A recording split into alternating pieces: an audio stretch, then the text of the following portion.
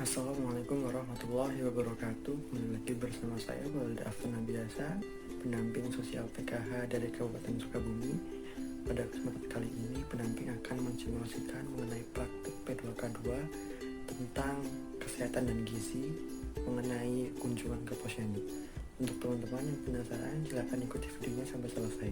Terima kasih. Pelajari bab atau sesi mengenai posyandu ya. Sebelum kita mempelajari posyandu, manfaat posyandu, pendamping ingin tanya nih, ada nggak ibu-ibu yang di sini masih punya bayi atau balita? Boleh angkat tangan. Atau juga yang masih hamil, siapa? Nah, kan ada. Oke. Bagi teman-teman ibu yang memiliki anak balita, bayi atau masih hamil, ya, agar bisa terhitung sebagai KPM yang komitmen dalam PKH, ibu-ibu diwajibkan untuk memeriksakan kandungan, memeriksakan bayi, memeriksakan balitanya ke posyandu. Nah, di sini ibu-ibu rutin kan ke posyandu kan?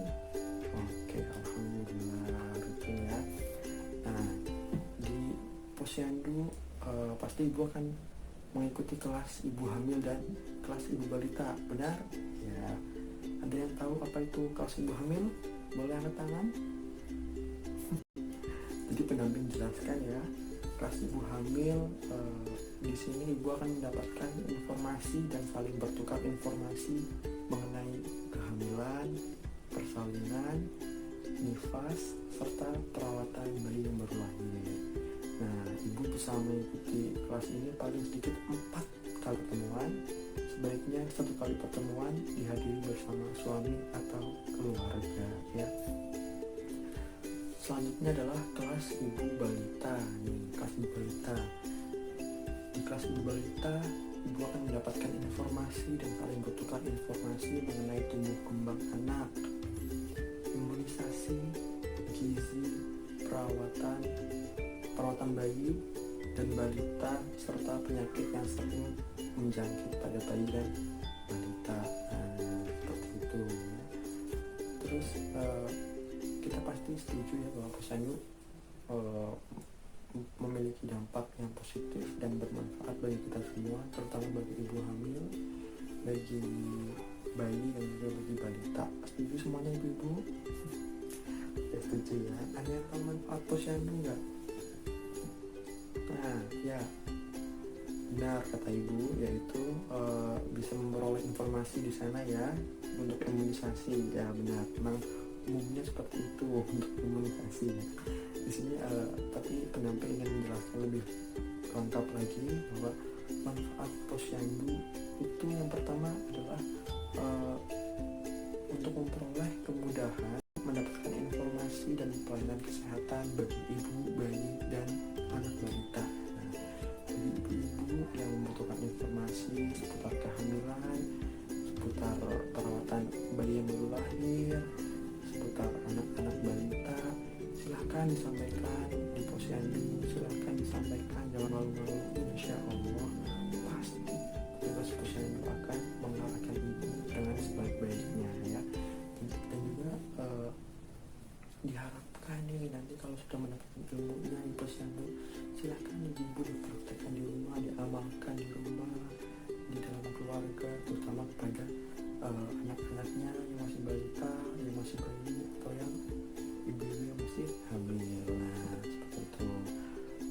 Manfaat berikutnya adalah pertumbuhan anak balita terpantau sehingga tidak menderita gizi yang kurang atau gizi buruk. Nah, ini sangat penting ibu-ibu, dimana anak ini diharapkan jangan sampai terkena gizi buruk. Jadi ibu harus tahu nih makanan yang baik untuk anak seperti apa, ASI yang baik untuk bayi yang baru lahir seperti apa ya.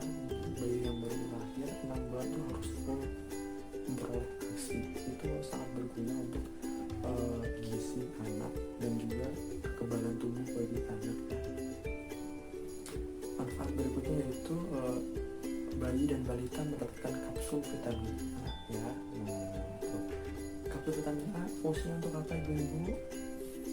Ya untuk kesehatan mata ya, agar mata kita ini bisa melihat dengan baik, terhindar dari mata minus, plus atau silinder seperti itu. Manfaat posyandu bagi masyarakat yang keempat yaitu adalah bayi memperoleh imunisasi lengkap. Nah ini penting ya ibu buat kita semua. Bayi yang sehat, bayi yang baik pasti di masa-masa kecil mendapatkan imunisasi dari posyandu supaya terhindar dari berbagai macam penyakit seperti contohnya polio seperti itu dan sebagainya. Karena imunisasi itu sangat penting bagi balita atau bayi karena untuk kekebalan tubuh mereka ya. Manfaat posyandu bagi masyarakat selanjutnya adalah ibu hamil akan terpantau berat badannya dan memperoleh tablet tambah darah serta imunisasi tetanus toksoid ya. Jadi ibu-ibu terpantau lah kesehatannya dengan mengunjungi posyandu itu, periksa posyandu seperti itu. Selanjutnya adalah ibu nifas memperoleh kapsul vitamin A dan tablet tambah darah. Nah ibu nifas itu pasti kalau lagi nifas, setelah nifas seperti itu awalnya pasti lemas ya, sukanya lemas lah. Jadi dibutuhkan tablet tambah darah untuk apa? Untuk biar badan kita nggak lemas gitu. Manfaat berikutnya adalah memperoleh penyuluhan kesehatan terkait tentang kesehatan ibu dan anak ya, dimana ibu pasti khawatir tentang kesehatan ibu dan anak nih pastinya. Itu ibu akan mendapatkan penyuluhan informasi mengenai kesehatan terutama untuk kesehatan ibu dan anak. Kan biasanya anak tuh rawan terkena diare, rawan terkena demam, malaria dan sebagainya. Nah di sana ibu akan mendapatkan informasi mengenai gimana sih biar anak tidak terkena diare, terkena malaria. Nah di sana pasti ada tips-tipsnya itu seperti cuci tangan sebelum makan, sebelum menyusui, setelah buang air seperti itu dan sebagainya pasti dipelajari di sana jadinya. Manfaat berikutnya adalah apabila terdapat kelainan pada bayi, anak balita, ibu hamil, ibu nifas, dan ibu menyusui dapat segera diketahui dan dirujuk ke puskesmas. Nah ini penting ya buat kita semua. Kalau ibu-ibu mendapatkan hal yang janggal, kelainan pada anak-anak ibu, pada ibu, bisa segera diketahui oleh pihak medis dan bisa segera dirujuk ke puskesmas seperti itu akan mendapatkan perawatan yang lebih intensif. Agar tidak terjadi hal yang tidak diinginkan seperti anak stunting seperti itu, jangan sampai ya ibu. Manfaat berikutnya adalah dapat berbagi pengetahuan dan pengalaman tentang kesehatan ibu hamil, bayi dan balita seperti yang sudah disampaikan tadi. Informasi yang diberikan, informasi yang didapat, saling bertukar informasi lah seperti itu ya mengenai pengalaman tentang kesehatan ibu. Ada pertanyaan ibu-ibu? Tidak ada pertanyaan ya? Oh baik, kalau tidak ada pertanyaan, kalau begitu kita lanjut ke materi selanjutnya. Demikian praktik simulasi P2K2 tentang kelainan posyandu. Semoga teman-teman suka dan bermanfaat bagi kita semua. Jangan lupa tetap berbagi terhadap sesama. Oke, terima kasih.